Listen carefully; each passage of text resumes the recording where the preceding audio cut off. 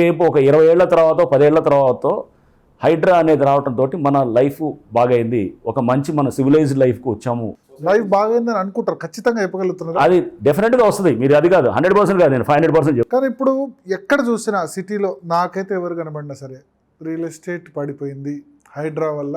ఏ builder దగ్గరికి వెళ్ళినా, a common man, A investor దగ్గరికి వెళ్ళినా రంగనాథ్ గులుస్తుంది బిల్డింగ్లను కాదు, మధ్యతరగతి కళల సౌదాన్ని, మధ్యతరగతి ఆశల సౌదాన్ని మీకు మీరు చూస్తే కనుక ఆండ్రాక్ వాళ్ళు ఇచ్చినటువంటి చూసాము, కుష్మన్ వేక్ఫీల్డ్ వాళ్ళు ఇచ్చినటువంటి చూసాము, మన జిహెచ్ఎంసీ కమిషనర్ గారు, హెచ్ఎండిఏ ఆఫీసర్స్ వాళ్ళు కూడా ఇచ్చిన ప్రెస్ మీట్ చూసాము. అన్ని చోట్ల కూడా సేల్స్ పెరిగాయి అనేది ఉన్నది. సేల్స్ పెరిగాయని రిజిస్ట్రేషన్స్ తోటి చూపిస్తున్నారు.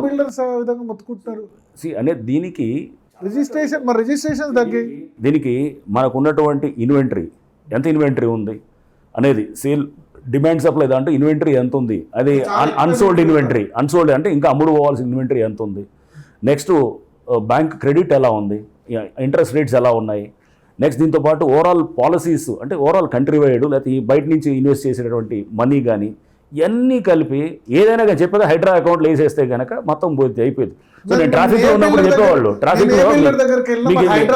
మీకు చెప్తాను, ట్రాఫిక్లో ఉన్నప్పుడు ఎవడు ఏ లేట్ అయినా కానీ కూడా ఈ ట్రాఫిక్ అని ఆపాదించేవాళ్ళు అనమాట. వాడు ఇంటి దగ్గర లేట్గా మొదలెట్టినా కానీ వాడు రావడంలో బయలుదేరడానికి రేపు 10:30కి మీటింగ్ అని చెప్పి 10:20కి బయలుదేరి ట్రాఫిక్ రాలేదు అని అంటే అన్నింటినీ తోసేది ఇది ఒకటి వేసేస్తారు అంటే. ఒకటి సార్, 2016 నుంచి 23 వరకు రియల్ ఎస్టేట్కు హైదరాబాద్లో స్వర్ణయుగం. 2023లో ఎలక్షన్ ఇయర్ కాబట్టి ఎలక్షన్ ఇయర్ ఎప్పుడు కూడా రియల్ ఎస్టేట్ తగ్గుతుంది. అప్పటి నుంచి మొదలైందంటే ఇంకా మా పరిస్థితి అస్సలు బాగాలేదని ప్రతి హైడ్రా అనేది బిల్డర్ నుంచి మొదలు పెడితే పెద్ద బిల్డర్. భరత్ గారు, హైడ్రా అనేది హైదరాబాద్లో ఉంది, మరి వరంగల్లో రియల్ ఎస్టేట్ ఎందుకు పడ్డది, కరీంనగర్లో ఎందుకు పడ్డది, లేకపోతే మీరు అనేటటువంటిది అంటే నెంబర్ ఆఫ్ సేల్సే కాదు అంటే పడ్డది అనేది ఖమ్మంలో ఎందుకు పడ్డది, అక్కడ హైడ్రా లేదు కదా, లేకపోతే చాలా స్టేట్స్లో కలకట్టాలో లోయెస్ట్ ఉంది సేల్స్ పరంగా, నెక్స్ట్ చెన్నైలో కూడా చాలా ఉంది. చెప్పాను కదా, ఓవరాల్ మ్యాక్రో పాలసీస్ చాలా ఉంటాయి కంట్రీ వైడ్ కూడా. మీకు మన ఆండ్రాక్ వాళ్ళు ఇచ్చిన ఇది ఉన్నది, లేకపోతే కుష్మన్ వేక్ఫీల్డ్ వాళ్ళు ఇచ్చింది ఉంది. మీరు రకరకాల ఇచ్చినటువంటి సర్వేస్ తీసుకోండి, వాళ్ళు ఇచ్చినటువంటి రిపోర్ట్స్ తీసుకోండి. తీసుకున్నప్పుడు ఓవరాల్గా దేశే కొంత ఇది డిక్లైన్ ఉంది. బట్ మీకు మిగతా ప్రాంతాల్లో డిక్లైన్ ఉన్నా తెలంగాణలో మాత్రం అప్వర్డ్. మీరు ఆంధ్రప్రదేశ్ రియల్ ఎస్టేట్ చూడండి, మొత్తం కొలాప్స్ అయింది. తెలంగాణలో మాత్రం 2016 నుంచి 23 మాత్రం మీరు చూస్తే ప్రతి ఇన్వెస్టర్ కు ఒక స్వర్ణయుగం లాంటిది, డబుల్ ట్రిపుల్ అయిపోయిన పరిస్థితి. ఇంకొకటి, మీరు 2023 దాకా లేకపోతే 23, 22 దాకా ఇది ఉన్నది అన్సోల్డ్ ఇన్వెంటరీ కూడా. మీరు బిల్డర్ని అడిగితే కనుక అన్సోల్డ్ ఇన్వెంటరీ ఎంత ఉందో అడిగితే అడిగి చెప్తారు వాడు. ఎన్ని ఉన్నాయి మీరు చూడండి అక్కడ. అది లాస్ట్ 1 ఇయర్ నుంచి 2 ఇయర్స్ నుంచి అన్సోల్డ్ ఇన్వెంటరీ కూడా మీరు అది కూడా చూస్తారు. అంటే దిస్ ఈజ్ పార్ట్ ఆఫ్ ఇది ఏది కరెక్షన్ మెకానిజం అనేది జరుగుతూనే ఉంటుంది. కొంత ఏది ఆ టైం మనం చూసాం, ఏది ఒక సందర్భంలో స్టీప్కి వెళ్ళిపోయిన తర్వాత మళ్ళీ పీక్కి వెళ్తుంది, మళ్ళీ వస్తుంది, మళ్ళీ కరెక్షన్ అవుతుంది, ఇవన్నీ జరుగుతుంటాయి అనమాట. ఖచ్చితంగా ఇప్పుడు ఇది హెల్తీ కరెక్షన్ అనుకోవచ్చా?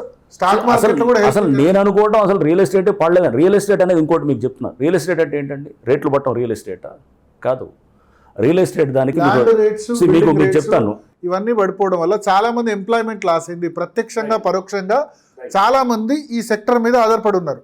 కన్స్ట్రక్షన్ లేబర్స్ నుంచి మొదలు పెడితే రియల్ ఎస్టేట్లో పనిచేసే సంస్థల్లో పనిచేసే వాళ్ళు కూడా, సో వాళ్ళంతా డిపెండ్ అయి ఉన్నారు కదా. ఇదంతా ఒక సైకిల్, ఆ సైకిల్ ఆగిపోయింది హైడ్రా వల్ల అంటారు. మీకు ఇప్పుడు ఈ పిఐ రేషియో అని అంటారు అన్నమాట.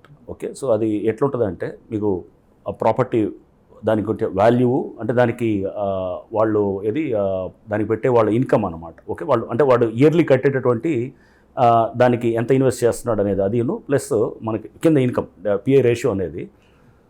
మీరు సపోజ్ మీరు వాల్యూ ఆఫ్ ద ప్రాపర్టీ అది దాని వాల్యూ ఆఫ్ ద ప్రాపర్టీ ₹1,00,00,000 ఉండేది 75,000 అయింది అనుకోండి.